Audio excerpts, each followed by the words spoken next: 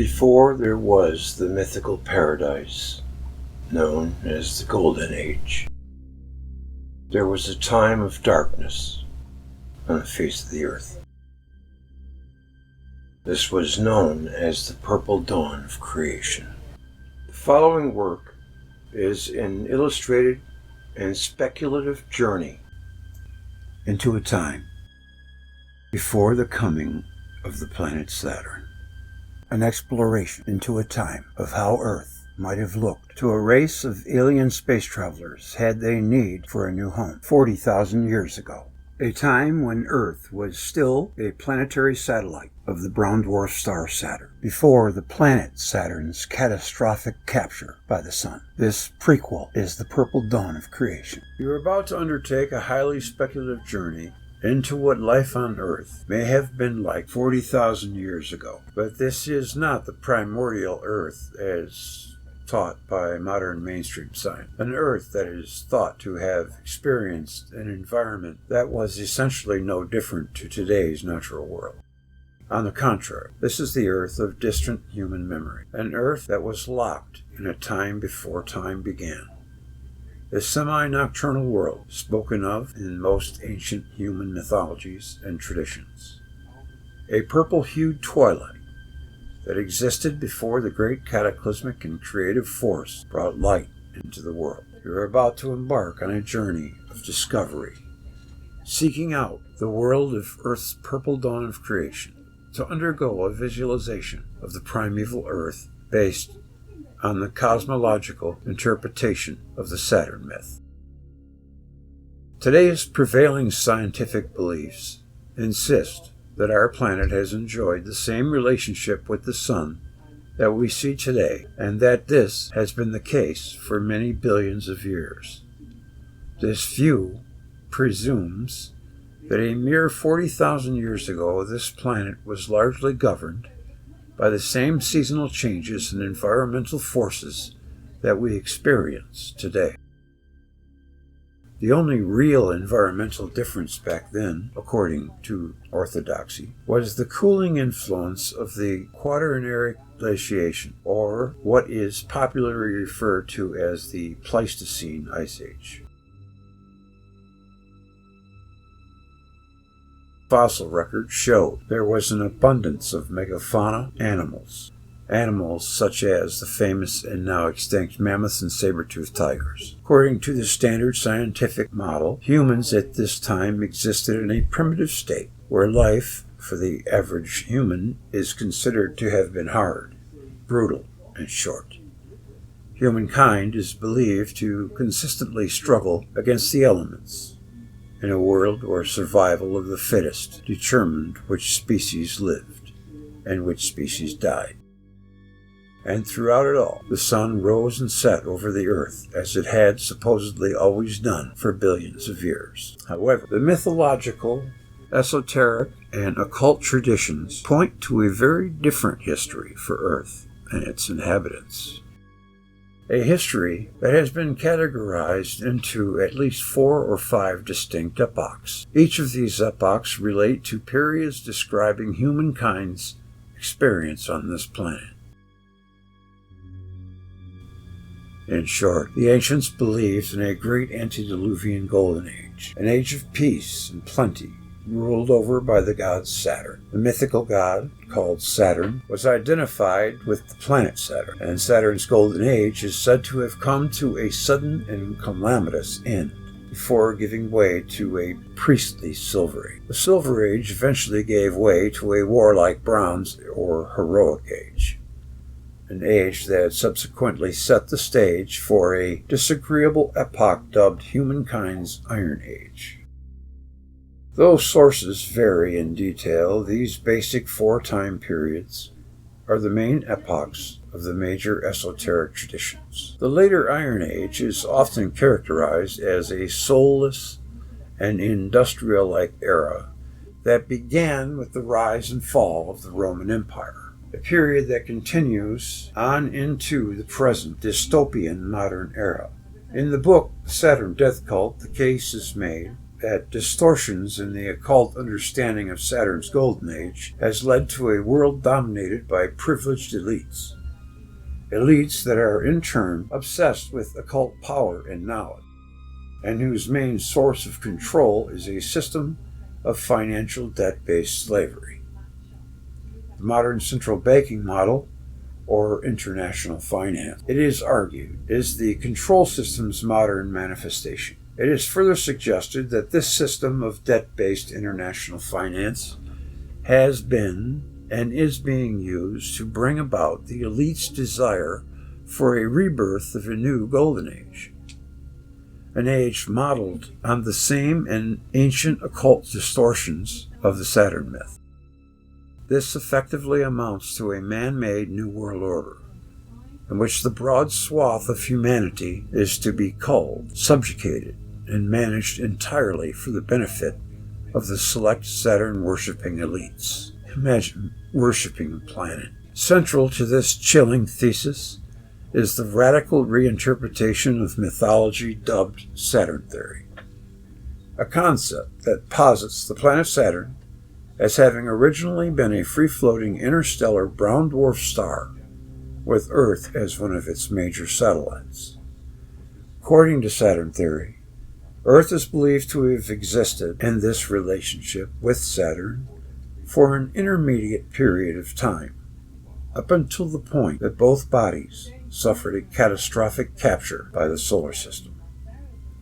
This moment of capture most likely took place some 10 to 12,000 years ago, an interpretation of the mythological record that calls for a total reappraisal concerning the information of the current solar system.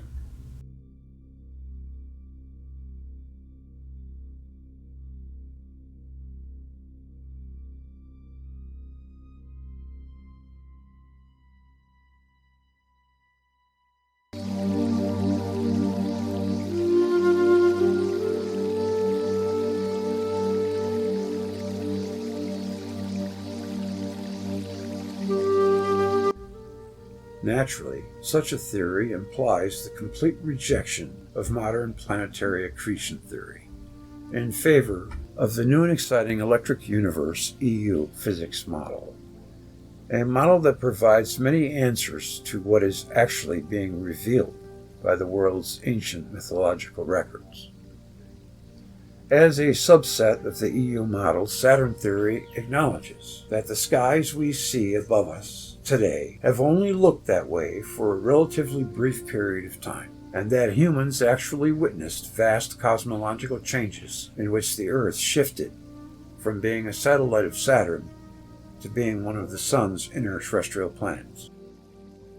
Obviously, such a radical theory is completely untenable to the modern dogma of uniformitarian scientific thought, and yet a study of comparative mythology focused on Saturn archetype makes it patently obvious that the ancients once saw a very different and sometimes very frightening sky compared to the one we see today. In modern times, mythology has unfortunately become a byword for the fictional, hardly the basis for any serious cosmological theory, especially when the modern mind equates mythology with made-up fairy tales and supernatural mumbo-jumbo. And yet, world mythology as a whole seems to exhibit a curious consistency in the story it tells, irrespective of cultural roots and origins.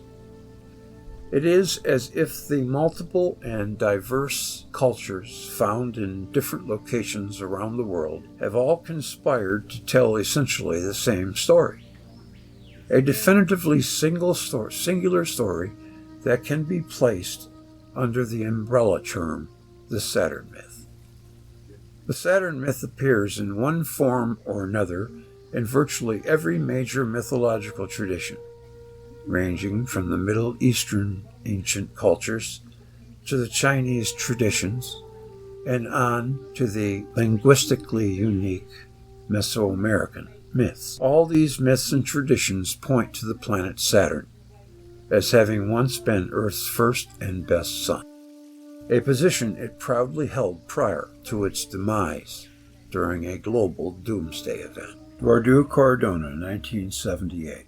Critics of this interpretation, i.e., that the god Saturn, spoken of in myth, is a reference to the actual planet today called Saturn, claim it is folly to equate the characteristics of the mythical Saturn with the physical planet, and that virtually all physical references to the god Saturn should actually be attributed to various forms of sun worship.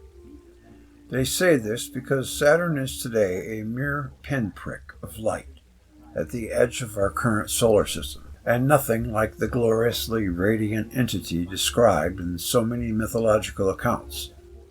So those who subscribe to the accepted uniformitarian orthodoxy cannot conceive of such a major planetary body as having been anything other than a small speck of light when seen by the naked eye from Earth. According to this dogma, Saturn is where it is today because that is where it has always been. But the ancients were unequivocal in their assertion that Saturn once resided above Earth in its celestial north, a position where it shone as a sun in its own right. So deeply entrenched was the ancient belief in associating a bright and shining Saturn with the northern polar regions of Earth's skies that modern scholars have had to contrive a disassociation between the planet Saturn, the god Saturn, in order to satisfy their uniformitarian dogmas. The tradition of a former polar god or polar sun has been chronicled by a host of scholars. Today they have succeeded in demonstrating a universal tradition. In the late 19th century, John J. O'Neill even recognized the god as Saturn, and had to contrive a distinction between the god and the planet to account for the identity. Later, the specific connection of the planet Saturn with the pole was noticed by Leopold de Saussure, but not one of those innovative researchers ever wondered if their polar sons of polar gods might have actually been there. David Talbot, as quoted by Dordu Cardona in Godstar, page 243. Suffice to say that this book will run with the assumption that in ancient times, planet Saturn did in fact once hold a position above Earth's celestial north, and that it was the actual planet that was being referred to what became Saturn-based mythology. This video, however, is not meant as an examination of the cosmological arguments for and against Saturn theory. Both the Saturn Death Cult and another work titled Cosmos and Collision provide enough of an introduction into the topic to satisfy anyone wanting to understand this writer's take on Saturn theory's mechanisms and available proofs. What we will do, nevertheless, is embark on a speculative and predominantly visual exploration into a time that has fascinated many readers of the Saturn Death Cult and Cosmos and Collision, that ageless and mysterious span of primeval existence spoken of as the purple dawn of creation, the time before time began, a time before time.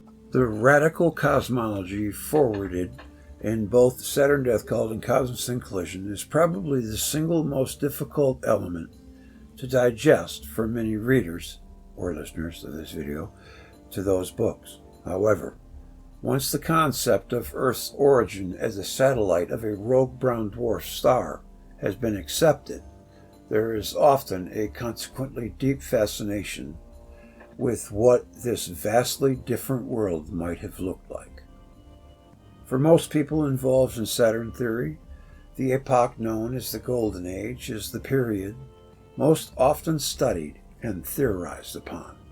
During this period of time, mythology alludes to the planet Saturn as having been a life-giving sun in its own right, a glowing beneficial presence looking down upon the earth like some giant god-like eye, combined with the axially aligned planets of Venus and Mars dangling below its vast bulk. Saturn spent an entire age locked in a position at Earth's celestial north, about where the pole star is seen today. This state of celestial affairs may have lasted as long as 6,000 years before Saturn was eventually dislodged, its radiant brightness spent and its presence banished to the outer realms of the solar system, where it is found today. But before this golden age of Saturn flared into being, about some 12 to 6,000 years ago, there seems to have been a time on the Earth that existed in a state of perpetual gloom, a duskiness that blanketed the planet in an even and warm purple haze.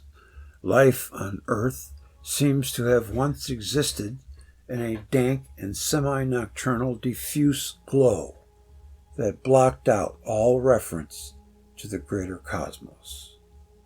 In the beginning there was only darkness, yet in that darkness there was already Raven. He was still small and weak, and his special powers had not fully developed. From an Eskimo creation myth, Raven being their vision of the Saturn archetype. See M. Wood, Heroes and Hunters, from North American Indian Mythology, New York, 1982, page 17. But in those days, we lived where there were thickets and barren rocks. We had no villages, no cities, no temples. We lived in clefts of the rocks and holes in the ground. We ate roots that we pulled up and out of the ground, or else we fought with the foxes for the dead things where they were carrying away. No one bore rule amongst us, and we knew nothing of duty or kindness of one to another. Inca legend. Darkness there was, at first.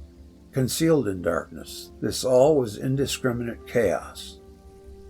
All that existed then was void and formless. Rig Veda. In the beginning, God created the heavens and the earth was chaos, and there was darkness over the abyss. Genesis. Mitchell translation.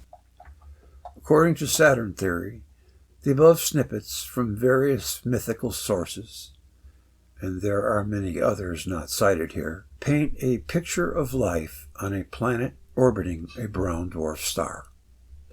The idea of this pre-Golden Age would have wrapped in a predominantly purple-hued atmosphere is arrived at from two complementary sources. One, mythical Saturn is associated in mythology with the colors blue, black, and red, while, two, brown dwarf stars tend to glow in the infrared and ultraviolet spectrums, blue, black, ultraviolet, mixed with red, infrared, produces a purplish or magenta-like glow, somewhat like a black light, the kind of light shed by most brown dwarf stars.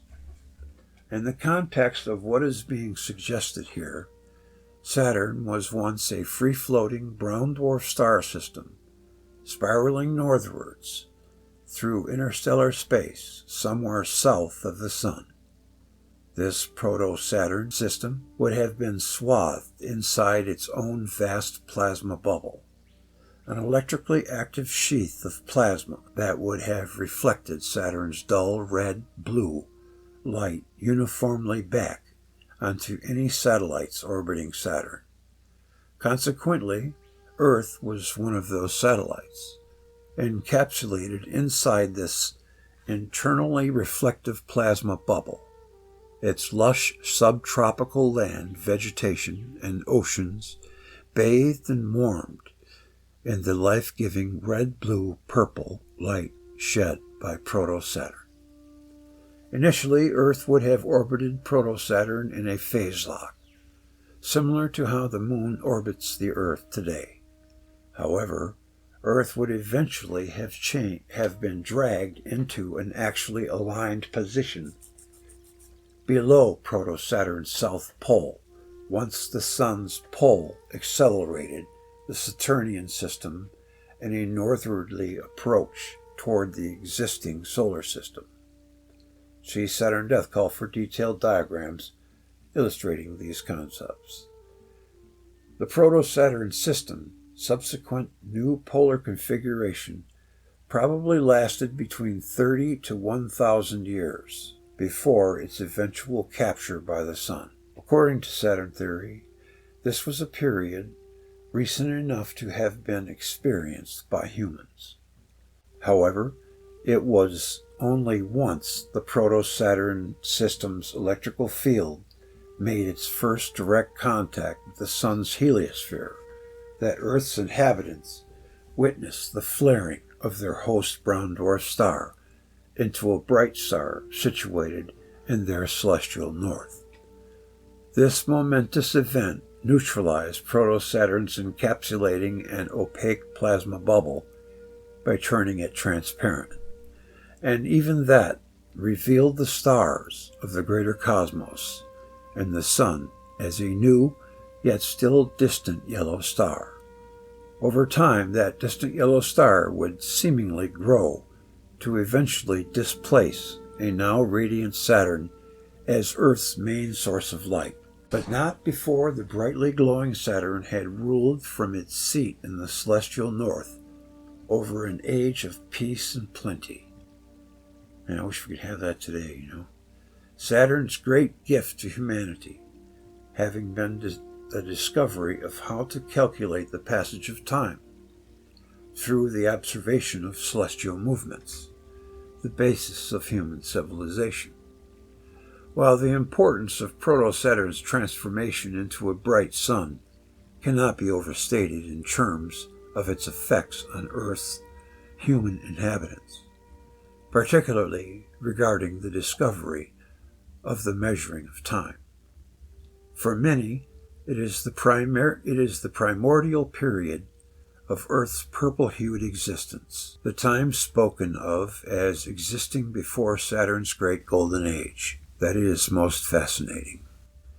This period is all the more so fascinating due to its contrast to the established portrayal of ancient and primitive environments as seen in popular documentaries, films, and books. These portrayals always depict the primordial world as being ruled over by our current sun in some form or another.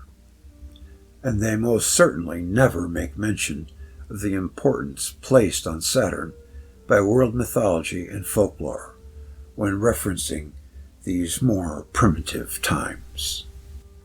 Troy McLaughlin.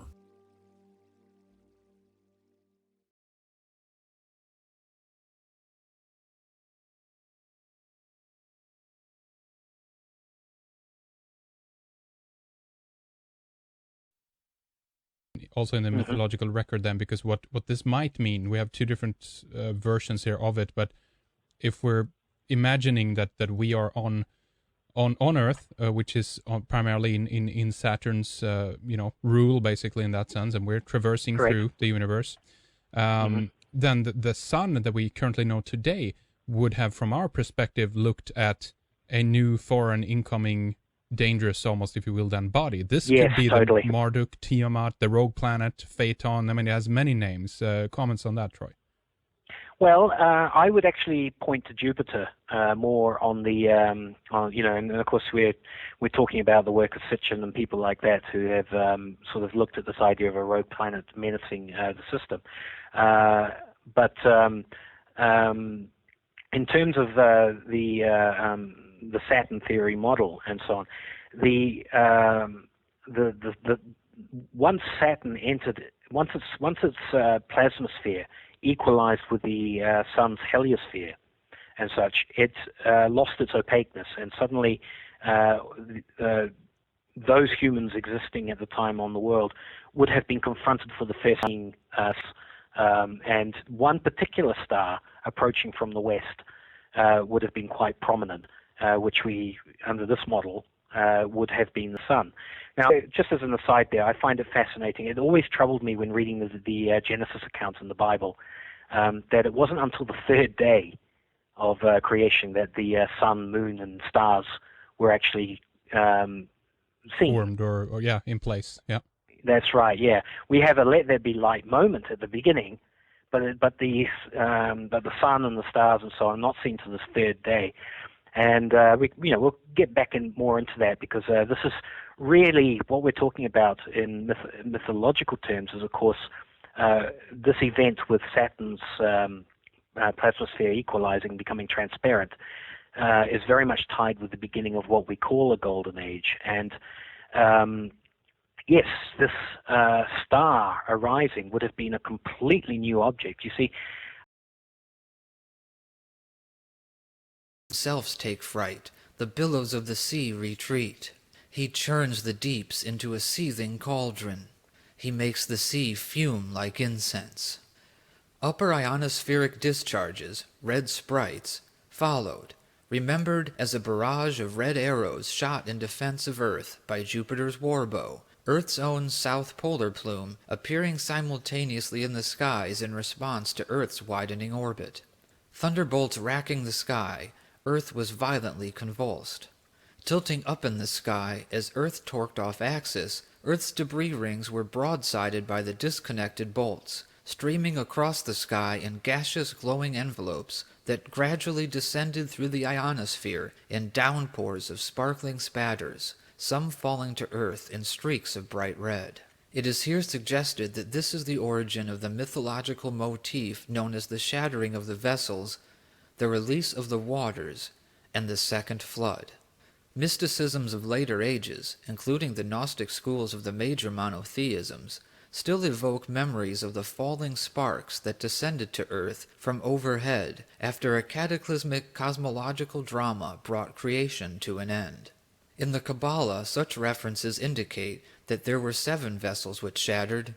Other sources suggest 9. The 7 or 9 swirling, back-flowing streams of Okeanos similarly withdrew from encircling the earth when boiled away by the burning blasts of Zeus. In the Enuma Elish it was said that the institution of kingship was lowered from the sky for a second time after Marduk's battle with the dragon.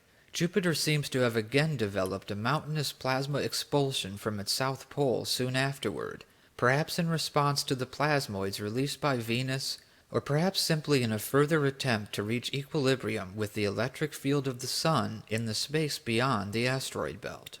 An outlying remnant of Earth's former equatorial debris appears to have remained suspended as a narrow, ruddy-colored band for some time thereafter.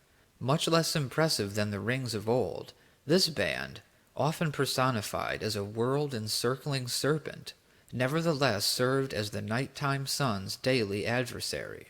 Referred to as the River of Blood, or the Red River, the Egyptians called it the serpent Apep, or Apophis, a continual threat, constantly repelled by Re but never killed. At the end of every night, Apep was shriveled and burnt up by Re, but he was able to renew himself daily. The unordered realms of chaos were thus never completely abolished, but continued to surround the orderly world on every side.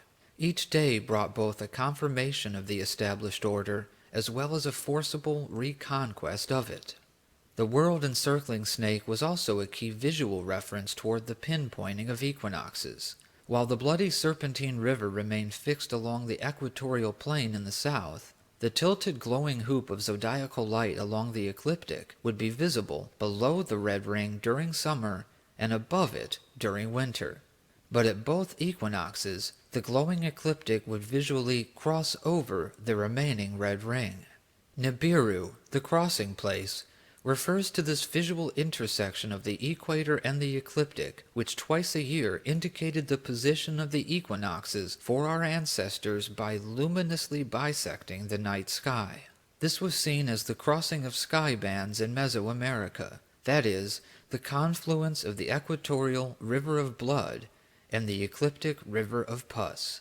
It was also explicated in an otherwise puzzling passage in Plato's Timaeus, which references the visible crossing of the motion of the same, or the equatorial ring, which is always seen plumb along the horizon, and the motion of the diverse, or the glowing band of the ecliptic, which seemed to shift position nightly, moving from west to east on a diagonal.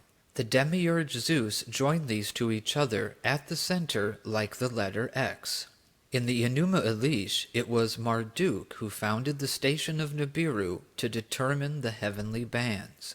The name Nibiru was likewise applied to Jupiter explicitly as Marduk's star, when he periodically stood in conjunction with Earth on the equinox in visual alignment with the equinoctial intersection of the red ring and the glowing ecliptic.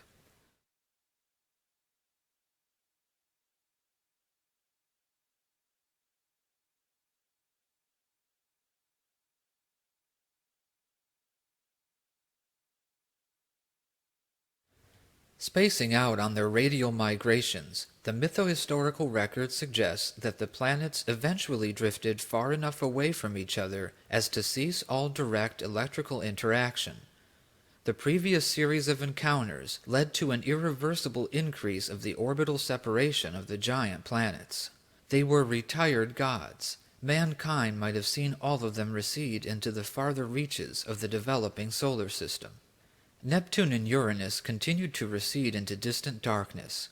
They were rediscovered some 5,000 years later by telescope and named after two of the titans banished by Zeus to the dim netherworld of the night sky. The Kabbalah refers to this place as the land under the river, saying, "That which descends into this land does not reascend." As it is said, "The gods who had no part in making the heavens and the underworld perished when entering the land under the river." Saturn, forced to take refuge at the end of the world, at the source of the rivers, in the hollow of the abysses, was banished in chains to a blissful island where he dwells in slumber. Being immortal, he cannot die, but lives a life in death, wrapped in funeral linen. The stellar blazing of Jupiter also came to an end with his arrival at his modern orbital ellipse and equilibration with the negative charge of surrounding space. Jupiter's coma likely exploded into nova-like brilliance a final time when dropping down more permanently to dark mode. This seems to have been widely attested as Jupiter's retirement, disappearance, extended sleep, or even death. Marduk's mountainous garment had disappeared for the last time. In several cultures, a portion of Jupiter's royal duties were reassigned to swift-footed Mercury, who soon became the most popular star god on Earth. In Egypt, for example, the retiring sun star Re handed over celestial responsibilities to the god Tahuti, who thereafter became the place-taker or deputy of Re. Similarly, in a rabbinical elaboration on the Book of Daniel, the Ancient of Days, that is, Arik Anpin, the extended countenance of the nighttime sun, handed off the rule of the kingdom to the son of the clouds. In the winged disk of Mercury, those who walked in the chaotic post-catastrophic darkness of world ages yet to come would also see a great sun-like light.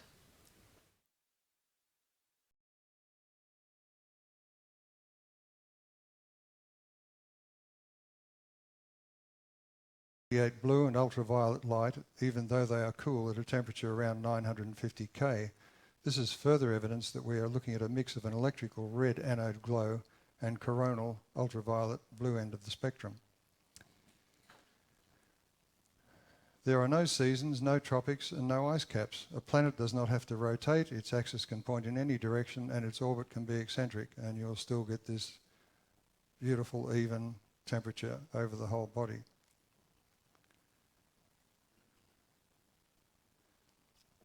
The radiant energy received by the planet will be strongest at the blue and red ends of the spectrum, so photosynthesis, which relies on red light, would be very active.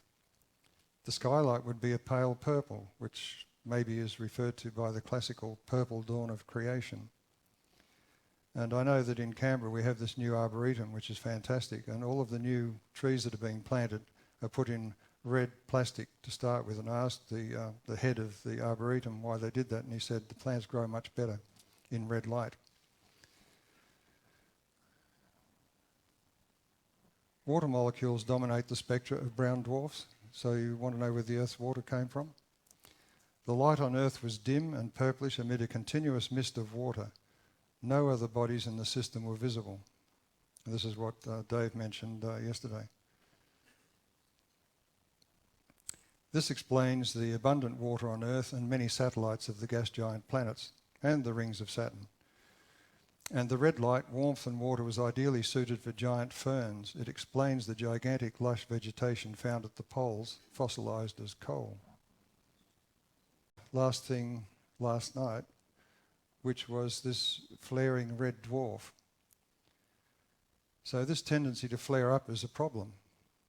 The reason for this is that, as I said, the red stars don't have the current regulation afforded by the bright photosphere. So the response of a red star to a sudden electrical disturbance in their environment is to shed charged matter in a flare-up. They may also change in apparent size as the anode glow accommodates to the electrical environment. I think this would account for the great dyings in the geological record and the episodic deposit of vast sediment and mineral layers on the Earth, and on other bodies too. Every body that's been looked at is layered. What's more, it explains for the first time the oceans of salty water on Earth. Comets cannot be responsible because they have little or no water and little or no sodium chloride.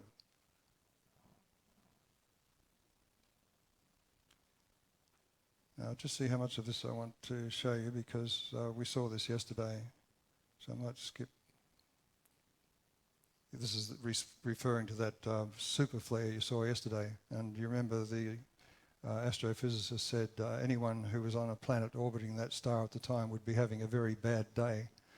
Well, I think the Earth has had its bad days, and they're reflected in the geological record. So we'll skip that.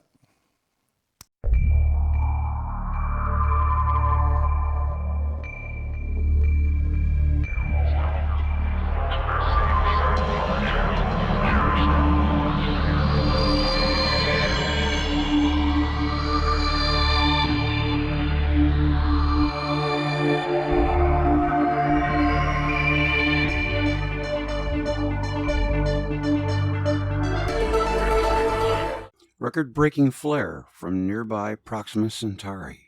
Astronomers saw Proxima Centauri, the star nearest to our Sun, emit a flare, or burst of radiation, 100 times more powerful than flares from our Sun. They said Proxima's flare ranks as one of the most violent seen on a solitary star anywhere in the galaxy. As the current sunspot cycle, cycle 25, revs up, we can expect our Sun to become more active in the coming few years. And that means more solar flares, or bursts, of radiation on our Sun. But the flares on our Sun can't compare to those on Proxima Centauri. That's 100 times more powerful than any flare seen coming from our Sun. They said the flare ranks as one of the most violent seen. Little Proxima Centauri is a faint red dwarf star. It's usually considered to be part of the star system of Alpha Centauri and is only 4.2 light years away. Since red dwarfs are common and tend to have mighty flares, and since the flares might or might not adversely affect the chances of life forming on planets orbiting red dwarfs, these astronomers said their study might help shape the hunt for life beyond our solar system. The peer-reviewed astrophysical journal Letters, published this new study on April 21st. Astrophysicist Meredith McGregor of the University of Colorado, Boulder, led the research, in which astronomers observed Proxima for 40 hours in 2019 using 9 telescopes on the ground and in space. McGregor said that Proxima went from normal to 14,000 times brighter when seen in ultraviolet wavelengths over the span of a few seconds. Proxima's powerful flare was seen across the entire electromagnetic spectrum. Isn't that interesting? The astronomers said this is the first time that a single stellar flare, other than those that occur on the Sun, has been observed with such complete wavelength coverage. We had never seen an M-dwarf flare at millimeter wavelengths before 2018, so it has not known whether there was corresponding emission at other wavelengths.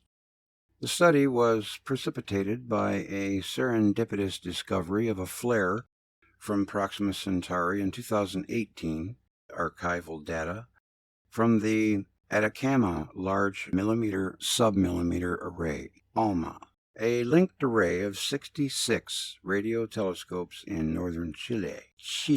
Afterwards, McGregor's team coordinated an effort to observe Proxima using the ALMA telescope and other telescopes on Earth in space.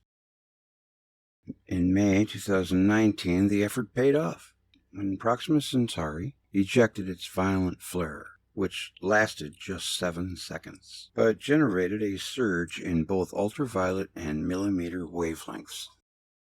The flare was characterized by a strong impulsive spike never before seen at these wavelengths. The event was recorded by 5 of the 9 telescopes involved in the study, including the Hubble Space Telescope, HST, in ultraviolet, and ALMA in millimeter wavelengths. Powerful flares from our Sun may happen only a few times in an 11-year solar cycle.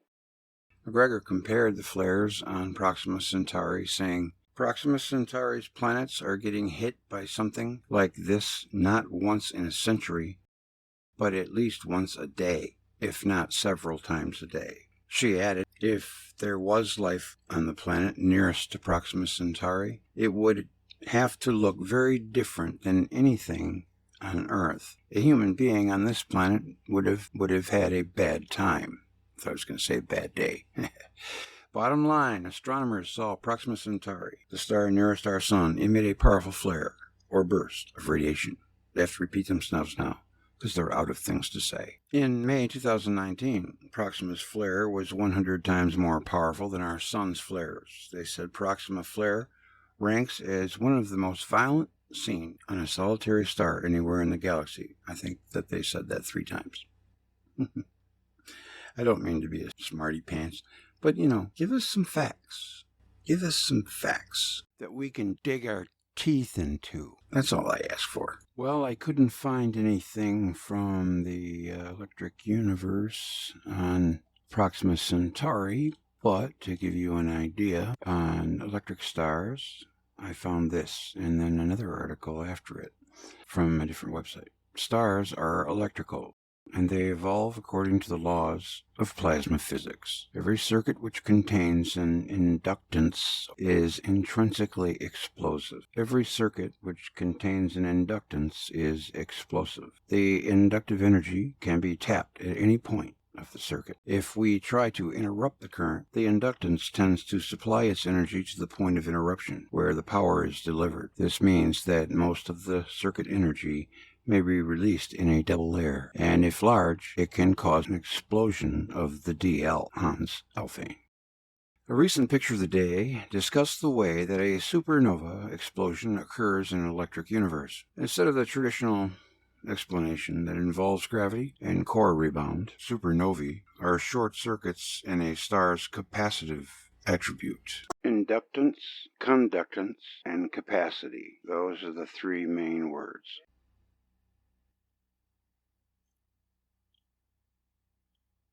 Electric flux from a galactic power generation builds up until the accumulated charge overcomes a star's dielectric insulation, causing the energy of a vast interstellar circuit to focus at one point. A nova explosion, on the other hand, is something completely different. Conventional theories state that gravity is also the culprit, except that there is no detonation of an entire star. According to a recent press release, when a white dwarf star accretes too much material from its companion star, it ejects material. A previous picture of the day points out that binary star systems are probably the most common in the Milky Way. The explanation for those configurations, stellar fissioning. Since a star's primary electrical activity takes place on its surface, if electric charge flow from the galaxy increases beyond a certain point, a star might divide into 2 daughter stars, increasing the surface area, as in Solaria Binaria. That's exactly what happened, according to de Grazia. 2 stars in orbit within a space charge sheath are able to accept more electric flux. However, Consensus theories about star birth and evolution maintain the binary stars begin life as two cocoons, close to each other inside a protoplanetary nebula. As the nebular propylids contract over time, depending on the amount of material in their accretion disks, they might develop into two different kinds of star. Nova theory depends on that idea. One type of star is the aforementioned white dwarf. White dwarfs are said to be quite hot. Some of them exceed photospheric temperatures of 100,000 Kelvin. Astrophysicists think that if a newborn star possesses an exceptional initial mass, it will be so hot that it will quickly exhaust its primary hydrogen fuel and collapse under its own gravity. White dwarfs are therefore hot and dense with high gravity. If a white dwarf star is in orbit with a larger companion, it is said that it will draw stellar material away from the larger star onto its surface. Astronomers believe that its high gravity compresses the gas and dust against its rigid geodetic surface until it reaches fusion temperatures. At that point, pulses of high-frequency light and powerful shock waves erupt into space like a bomb going off. Another way to see these events is to consider electric charge flowing through plasma.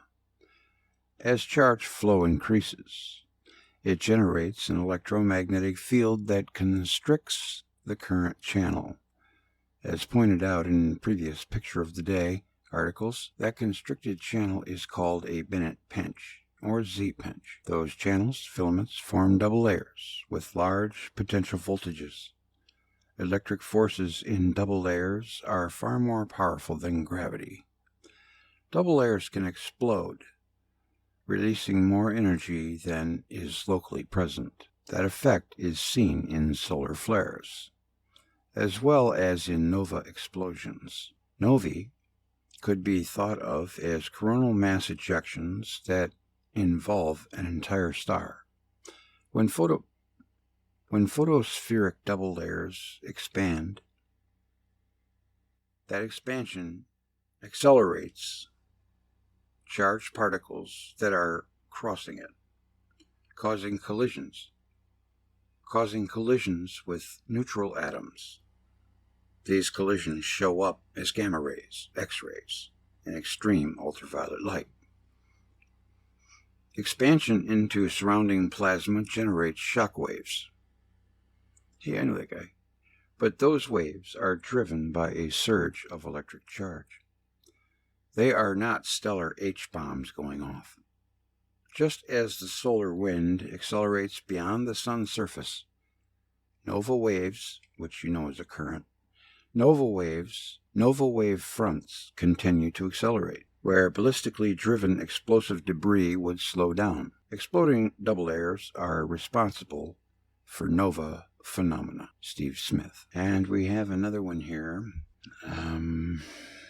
This one is a little bit, it makes you think if there was perhaps some kind of living beings living on one of the planets for Proxima Centauri. Maybe not, but it's kind of intriguing. Did Earth receive a radio transmission from Proxima Centauri? This is dated January 20th, 2021. A team of astronomers is hard at work analyzing an unusual radio signal detected in early 2019 by the Parkes telescope, a 64-meter radio dish in eastern Australia. The signal appears to have come from the direction of Proxima Centauri. There's a lot of stuff in Australia. Did you notice that? I'm probably wondering, is it because of the southern hemisphere? It has to be. The signal appears to have come from the direction of Proxima Centauri. Proxima Centauri, the nearest star to our solar system, and its characteristics are more typical of an artificial broadcast than a natural radio source. Maybe they were calling for help. Is this a long-awaited sign of intelligent life out there among the stars? Proof that we are not alone in the universe. More exciting or concerning, depending on how you feel about space aliens. Are there ETs living in the next star system over, our closest neighbor in the galaxy?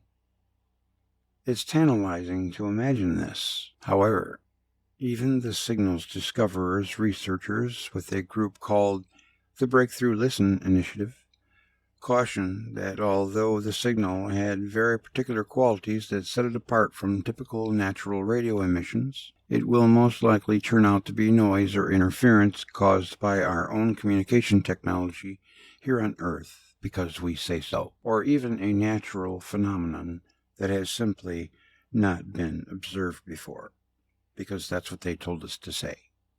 Either way, we will find a way to poo-poo any kind of signal that we might intercept. No, I made that up. Still, at this moment, the possibility has not been ruled out for an intercepted alien transmission, so there's still some space to let our imaginations play with the idea a bit.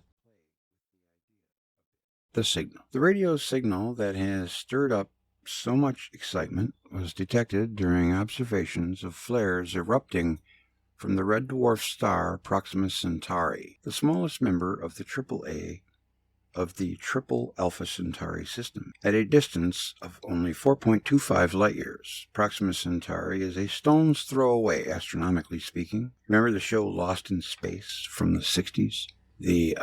What was the name of their saucer? Does anyone remember? Anyways, they were going to Alpha Centauri.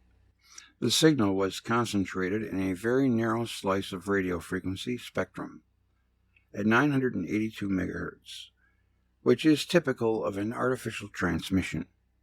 Signals from natural sources contain a wider mix of frequencies.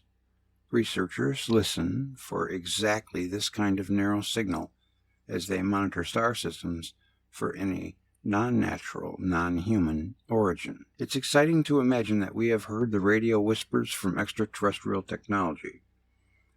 Whether it was a deliberate transmission aimed at us, or merely ET's television broadcast drifting through space, or a call for help, or they were jettisoning their knowledge before they were destroyed. Adding to the excitement, Proxima Centauri is known to possess at least 2 planets, one of them a super-Earth called Proxima Centauri b, orbits within its star's habitable zone at the right distance for the star's warmth to support liquid surface water and a potentially life-friendly environment. Well, they're probably gone now. While researchers at Breakthrough Listen Initiative caution, just think, the star next door to us just had a doomsday event. Listen Initiative caution that with further analysis, the unusual signal will most likely turn out to be only radio interference from human technology. Let's repeat ourselves. The Breakthrough Listen Initiative is a $100 million international effort to discover radio transmissions from extraterrestrial civilizations. I want to get on their donor list. Kicked off by Israeli-Russian billionaire Yuri Milner and Stephen Hawking, and a Stephen Hawking lookalike that is taking his place in 2015. The initiative is the most advanced and comprehensive ET finding program humans have ever embarked on. The 10-year project will survey 1 million nearby stars, the entire plane of the Milky Way galaxy, and 100 nearby galaxies. The ambitious scale of these goals speaks loudly. There is still huge enthusiasm for answering the question, is humanity alone in the cosmos? Or do we share the galaxy with our intelligent technological civilizations, with other intelligent civilizations? And it looks, if that was life, they probably exist no more. They had their doomsday event. Just think, if there was a civilization like there is here on Earth in every solar system. Man, there are so many civilizations. I wonder, we haven't met any yet. But that doesn't mean I don't think that some have visited Earth. It's probably more likely than not that they have. And if there are malevolent ET races, and they were having a smorgasbord on Earth, do you think that they would tell us? I don't have any confidence in mainstream to tell us the truth at all, unfortunately.